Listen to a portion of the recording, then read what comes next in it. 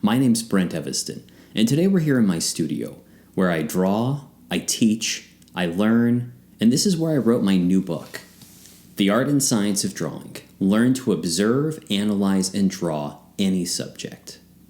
Now, I have always loved books. Books have played a huge role in my evolution as a creative professional, and in particular, my drawing.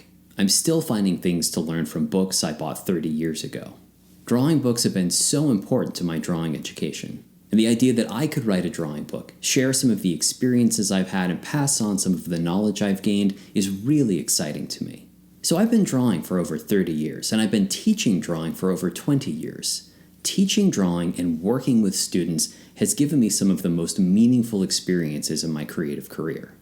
And working with students face-to-face led me to create a series of online courses called the Art and Science of Drawing series. And I am absolutely honored to have been able to connect and to help so many creative people all over the world. Now, one of the most common misconceptions about drawing is that it requires talent. And I'm here to tell you it doesn't.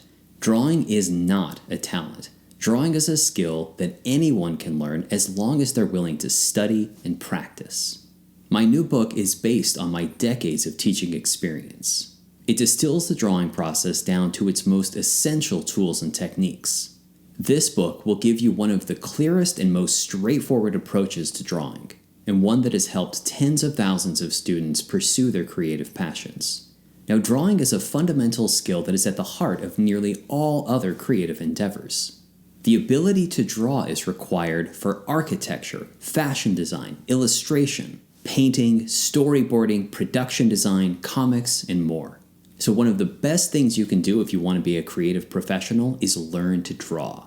But of course, you don't have to be an aspiring creative professional to learn to draw.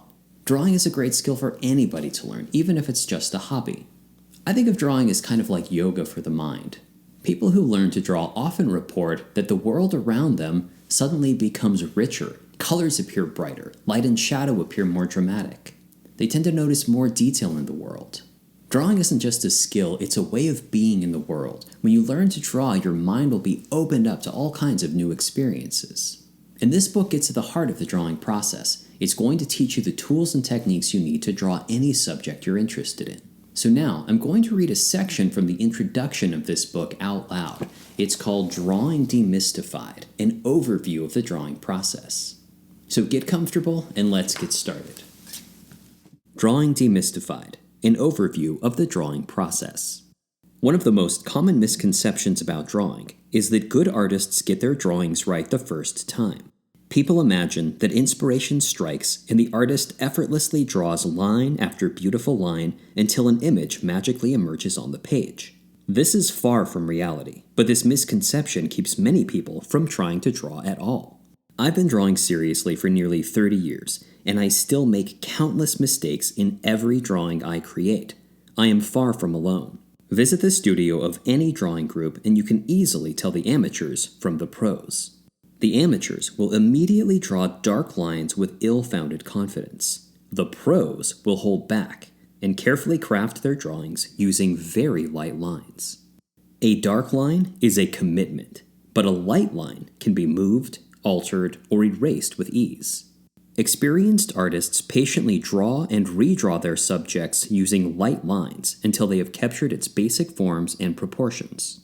This light drawing provides the foundation upon which they will build the rest of the drawing. Once the basic forms of their subject are properly and lightly drawn, they begin drawing dark lines which are intended to be seen by a viewer. By the time the drawing is completed, the light foundational lines are hardly visible. Look closely around the edges of this drawing. Surrounding this scrub jay, you will find many light lines and marks. These light lines are my early and inaccurate attempts at capturing the form.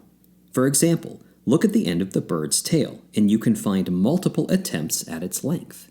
Look at the legs and feet, and you will see numerous attempts at their shapes and placements. These light lines are easy to miss, but the more you investigate, the more you will find. Each of these light lines denote an early attempt that was inaccurate and required adjustment. I began this drawing by simplifying my subject into basic shapes using light lines. Because I know these first attempts are going to be inaccurate, I draw them lightly so they can easily be adjusted or erased. From there, I make adjustments to these shapes until I have captured the basic forms of the subject. Only then do I add the dark lines I intend for the viewer to see. This is the process used by most master artists from the Renaissance to the present. This process works with traditional materials like pencil and charcoal, as well as digital media. This is the process I will teach you. Let go of the idea that you're going to make perfect drawings with few mistakes. You're not. Even the greatest masters of drawing made countless errors in their drawings. To draw well, you need to be willing to make a lot of mistakes and learn from them. Mistakes are not to be scorned or feared. In fact, mistakes are an essential starting point. When properly leveraged, mistakes provide valuable clues as to our next steps in the drawing process. I find mistakes so valuable that I rarely erase them. This is why they can be seen in my finished drawings. The difference between a master artist and an unskilled amateur is not the number of mistakes they make, but how they handle their mistakes. Amateurs get frustrated by their mistakes. Pros get to work making adjustments to their mistakes until they correct them, no matter how many attempts it takes. Once you understand this, mistakes and missteps just become an expected part of the drawing process that you can take in stride. With this in mind, let's take a look at the drawing process overall. The process of drawing falls roughly into 3 phases. In phase 1, you will simplify your subject into its most basic shapes and volumes using light, soft lines.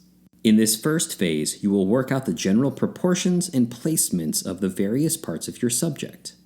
In phase 2, you will solidify your subject by establishing more specific contours. In this phase, you will enhance the three-dimensionality of your subject using descriptive line quality. In phase 3, you will begin the shading process by first dividing your subject into its most basic patterns of light and dark, and then slowly adding detail and texture. This final phase of the drawing process continues until the drawing is complete. So hopefully that gives you an idea of how the drawing process works and what I'll be teaching in this book. So now I'd like to take a few minutes and give you a quick tour of the book so you can see what you're going to learn. In Chapter 1, you'll learn how to draw basic shapes and how to combine those shapes to form a foundational drawing for any subject. In Chapter 2, you'll learn how to turn two-dimensional shapes into three-dimensional volumes that exist believably in space. You'll learn how to turn those basic volumes into recognizable objects. You'll even get an introduction to perspective drawing. In Chapter 3, you'll learn how to measure the proportions of any subject and how to get those proportions into your drawings. You'll be led step by step through the process of measuring an actual subject. In Chapter 4, you'll learn how to use lines and marks to describe the textures and tactile qualities of your subjects. You'll learn how to do drawings that depict what an object feels like, not just what it looks like. In Chapter 5, you'll learn how to use shading to draw any subject using dramatic light and shadow. First, you'll learn how to shade basic volumes, and then you'll be taught how to apply the shading process to more complex subjects. And finally, in Chapter 6, you'll be introduced to the art of figure drawing, one of the most sought-after drawing skills. So this is an excellent book for beginners, but it's also a great book for more experienced artists who are looking to improve their fundamental drawing skills. In fact, this is an excellent book for anybody who's interested in creativity or art of any kind. And if you happen to be a student of mine, this book will make an excellent companion to my online courses. The publication date for the physical book is October 5th, and the ebook is available right now. Now, this book is available through most major booksellers, including Amazon, Barnes & Noble, Target, and many others. So you can look for this book wherever you normally buy books. You can even check with your local bookseller to see if they carry it, and if they don't, you can request it. For more information on where you can purchase this book, visit my teaching website at evolveyourart.com. There you'll find a number of links to places you can purchase the book. Now, once you've purchased the book, if you think it's been helpful, if it's improved your drawings, please leave a review. Leaving a positive review is one of the best ways you can help me get this book out to people who are learning to draw. Well, thank you so much for spending this time with me. I could not be more excited to share this book with you. So, happy reading.